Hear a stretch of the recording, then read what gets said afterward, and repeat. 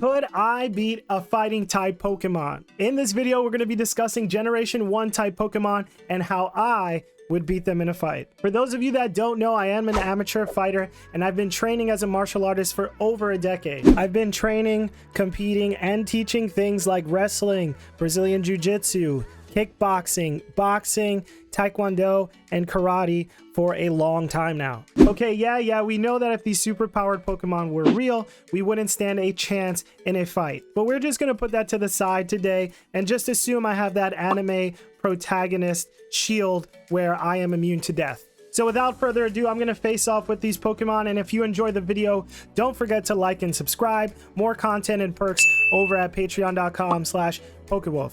So first up, we have Hitmonchan coming in at about 4 feet 7 inches and 110 pounds. Hitmonchan is the punching Pokemon inspired by the world champion flyweight boxer Hiroyuki Ebihara. He even has adopted his southpaw stance naturally. Hitmonchan is no walk in the park, as its punches are said to be as fast as a bullet train. By punching with a corkscrew motion, it is even capable of drilling through concrete. Even a light graze from his punches will result in a burn. However, Hitmonchan requires a break every 3 minutes while fighting. Now, my take is that Hitmonchan is super fast, but may not have the gas in the tank to get the job done. Now, keep in mind that every fighting type Pokemon's weakness is what? Psychic. So what I'm going to be doing the entire time, like a pre-fight press conference or even during the fight, is talking trash and trying to get into the head of these Pokemon. I'm talking Conor McGregor versus Jose Aldo level of trash talk. If I can get to them mentally, then I know I have an edge. As soon as the match starts, I'm going to be trying to play mind games with Hitmonchan, tiring him out with feints and footwork on the outside. I want him to second guess everything he's doing, and I want him to think about what I'm saying rather than being focused on the fight. I want to exhaust him mentally and physically just a little bit faster before we get to that 3-minute mark. Now, naturally, Hitmonchan is going to want to use his speed to his advantage and attack, so I'm going to be constantly pumping out side kicks and front kicks to keep this Hitmonchan away from me. Keep in mind, I am 6'1", about 175 pounds in this fight, and Hitmonchan is much smaller, so I'm going to be using my long legs to keep Hitmonchan away and keep him exhausted. Once I feel like Hitmonchan has slowed down a little bit toward the end of the round, I'm literally going to shoot my shot for a double leg takedown. And because Hitmonchan is like a humanoid Pokemon, the mechanics won't be that different. It won't be that hard to take Hitmonchan down, finish with some ground and pound, and hopefully sink in a choke or a armbar for the win. Next up, we have another one-trick pony, and that is Hitmonlee, the kicking type Pokemon. Hitmonlee is based on a Japanese kickboxer, Tadashi Sawamura. Sawamura has knocked out 95% of his opponents, earning him the nickname the Demon of Kickboxing. Hitmonlee's Japanese name is even derived from Sawamura's. Hitmonlee's excellent sense of balance enables it to kick in succession from any position. Hitmonlee's kicking strength is incredibly powerful, owing to its diamond-like soul. Okay, so again, we're dealing with a fighting type Pokemon, so instantly I'm using my psychic abilities to trash talk and play mind games with Hitmonlee before and during the match. Hopefully this weakens him while I use my feints and my footwork to stay away and around those long range kicks. Now, with diamond-like souls, I wouldn't dare go near Hitmonlee's feet. I would not go kick for kick with this Pokemon. Instead, I'm going to use something called the Blitz.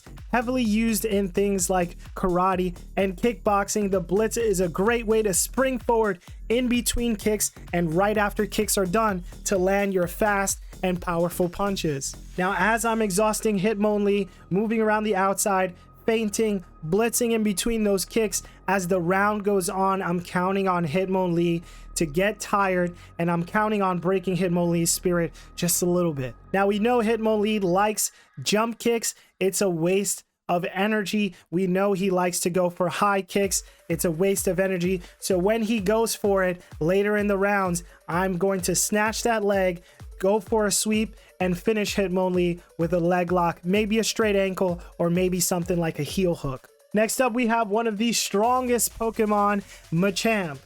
Machamp is coming in at about 5'3", 286 pounds. Now, if you've done things like Brazilian Jiu-Jitsu for a long time, you've probably come across someone like this. They aren't the most fun training partner to work with. They're explosive, they're strong, and they're stocky and hard to hold on to, but they do make you a better fighter. Machamp's appearance seems to be based on some sort of wrestler, but Machamps are said to have mastered every martial arts style in the world. Machamp loves to fight, but tends to leap into action before it thinks. Machamp is capable of throwing 500 punches a second. It is even strong enough to move a mountain with one hand. Now, this would be a big challenge for me, but nothing I haven't seen before and nothing we haven't seen before. Just go back and watch over any of the early UFCs 1 through 5. Again, antagonizing Machamp, knowing that it likes to leap into action before it thinks. I would be like Royce Gracie in the early UFCs and use Machamp's leverage against him with BJJ techniques. Instead of going head to head with Machamp, I would opt to go under him and pull guard, wrap his legs, and sweep him over. Now, because Machamp doesn't have that dexterity, I want to make this as complicated as possible. Once I'm done sweeping him, I want to control that upper body as soon as possible. So I'm moving up and pinning him chest to chest. I'm going to start attacking arms, shoulder locks, arm bars, maybe wrist locks, but I know that Machamp is super strong and is going to try to stand back up. Now, because I know Machamp doesn't have great dexterity, I'm going to immediately jump onto Machamp's back, hopefully flattening him out. And if he stands up, I'm holding on like a backpack to sink in that rear naked choke for the win. Next up in Generation 1, we have Primeape, and I'm actually a little bit more worried about this one than the others, as Primeape is not exactly a humanoid type of Pokemon. It's more of a vicious animal. Primeape is a fighting type Pokemon introduced in Generation 1 and is known as the Pig Monkey. Due to its aggressive nature and pig-like nose, Primeape is likely based on a baboon. Primeape's Japanese name, Okorizaru, literally means angry ape. It loves to fight, is very mischievous, and mercilessly vicious.